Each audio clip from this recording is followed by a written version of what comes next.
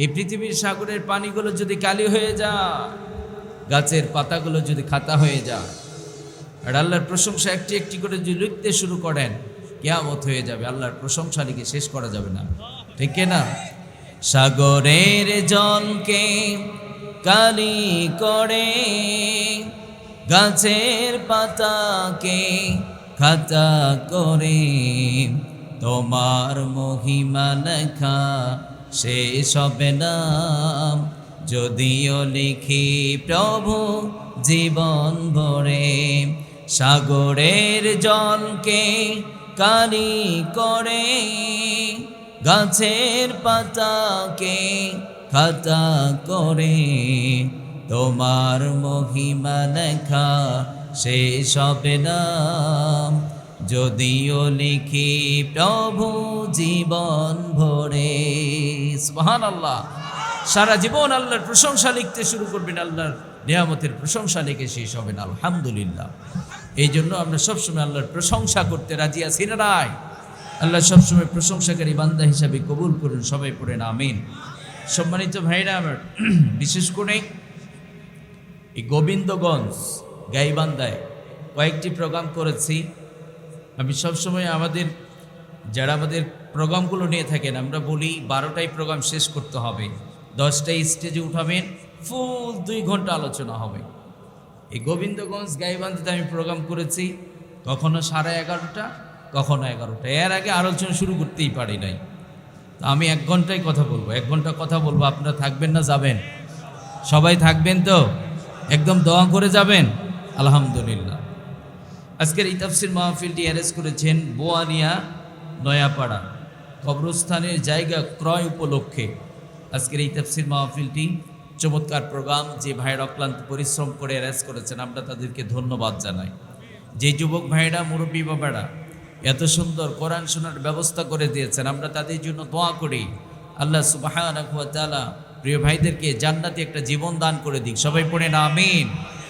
এই যে যুবক ভাইরা প্রোগ্রাম অ্যারেঞ্জ করছে, কোরআন শোনার ব্যবস্থা করছে, আপনারা খুশি না বেজার?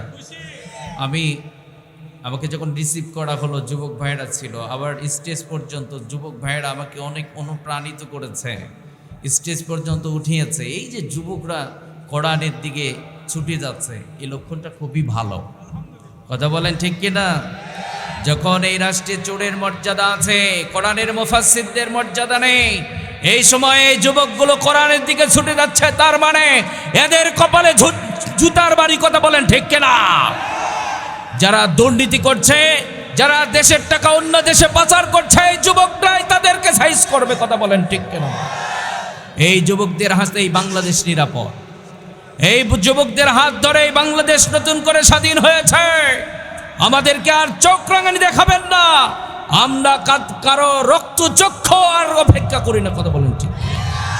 এই জন্য প্রিয় ভাইয়েরা আমার, যুবকরা তাফসীর মাহফিল অ্যারেঞ্জ করছে, আমরা খুশি। আমরা তাদেরকে সহযোগিতা করব, যুবকদেরকে সাহস যোগাবো। এই যুবকরাই দুর্নীতিবাজ মুক্ত একটা সমাজ গড়বে। কথা বলেন ঠিক কিনা? আমার বাংলাদেশ এই কলিজার টুকরা যুবক ভাইদের কাছেই নিরাপদ। কথা বলেন ঠিক কিনা? আল্লাহ এই যুবকদেরকে ইসলামের জন্য কবুল করুন, যুবক ভাইদেরকে কোরআনের জন্য কবুল করুন। সবাই পড়েন আমিন। তো সম্মানিত ভাইরা আমার, আমি পার্শ্বে কোথাও এসেছিলাম না, এখানে এসেছিলাম, জানি না একটা বিষয় নিয়ে মনে আলোচনা করেছিলাম, কিন্তু আমার যতটুকু স্মরণ আছে এই বিষয়টা আমি পুরোপুরি আলোচনা করতে পারি নাই। ওই 2টো আয়াতই পড়েছে আজকে, ওখান থেকে আলোচনা করব। কষ্ট হবে না তো? কষ্ট হবে না তো? আমরা কোরআন থেকে কথা শুনব। কোরআন কার কিতাব? কোরআন কার কিতাব? আজকে আমাদের বাংলাদেশে অশান্তি কম না বেশি? কেন এত বিশৃঙ্খলা? কারণ এই সমাজে যদি কোরআন বাস্তবায়ন হয়ে যেত, প্রতিটা মানুষ নিজের আত্মমর্যাদার সাথে মাথা উঁচু করে দাঁড়িয়ে থাকতো। কথা বলেন ঠিক কিনা? এই জন্য আমরা কোরআন থেকে কথা শুনব। এই পৃথিবী ছিল একসময় অন্ধকার। কি ছিল? পৃথিবী ছিল অন্ধকার। কোরআন এসে এই পৃথিবীকে আলোকিত বানিয়ে দিয়েছে। কোরআন এসে মানবিক মর্যাদাকে বাড়িয়ে দিয়েছে। সুবহানাল্লাহ। কিন্তু আজকে আমাদের সমাজে তো কোরআনের মর্যাদা নেই। সেই কোরআন থেকে আজকে আমরা কথা শুনব। আমি আপনাদের সামনে সূরাতুল আনফাল থেকে 2টো আয়াতে কারিমা তেলাওয়াত করেছি, 2 এবং 3 নম্বর। এই দুটো আয়াতে কারিমা থেকে আমরা আজকে কিছু আলোচনা শুনব। মূলত এই দুটো আয়াতে কারিমার মধ্যে আল্লাহ সুবহানাহু ওয়া তাআলা একজন সত্যিকার মুমিন বান্দার 5টি বৈশিষ্ট্যের বর্ণনা দিয়েছেন। কয়টি?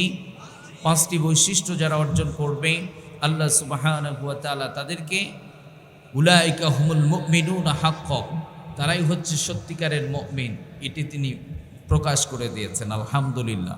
তাহলে কি কাজ করলে প্রকৃত মুমিন হওয়া যাবে এগুলো জানার দরকার আছে না নাই? আমরা এই 5টি বৈশিষ্ট্য রিলি করে করে জানার চেষ্টা করব ইনশাআল্লাহ। সবাই একটু দুটো হাত উঠান, সবাই একটু নাড়াচাড়া করেন তো। লিল্লাহে তাকবীর।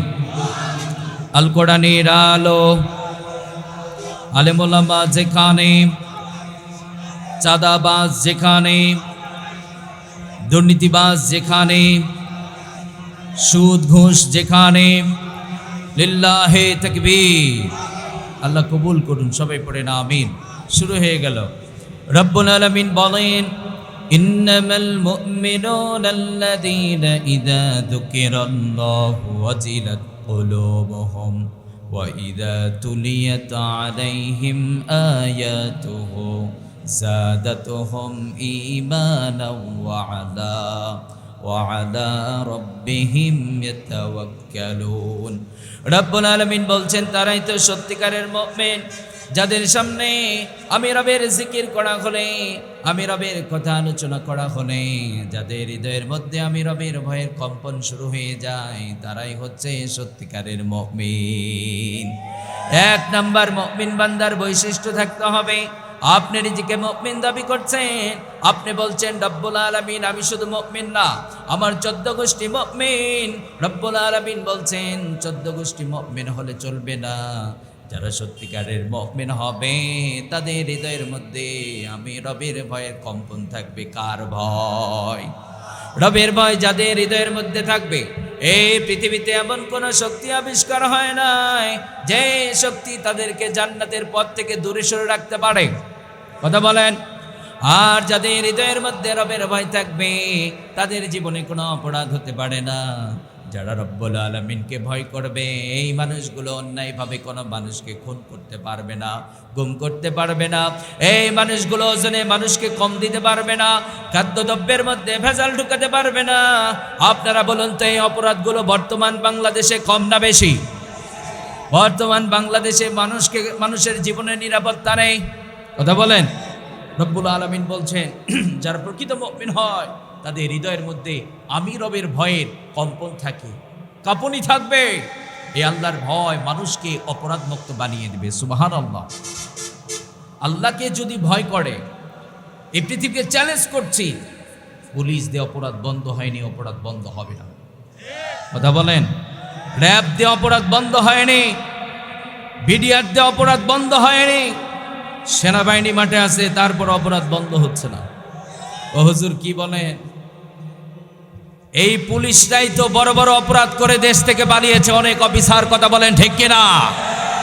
আমরা এই তো কিছুদিন আগেই দেখলাম সেনাবাহিনী, দেশের গর্বিত সেনাবাহিনী অনেক অফিসারও দেশ থেকে পালিয়ে গেছে। কথা বলেন ঠিক কিনা? আপনারা বলুন, পুলিশের কাজ কি?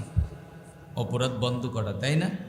পুলিশের কাজ অপরাধ বন্ধ করা, বিডিআরের কাজ অপরাধ বন্ধ করা, তার মানে আমাদের বর্ডারকে নিরাপদ রাখা, তাই না?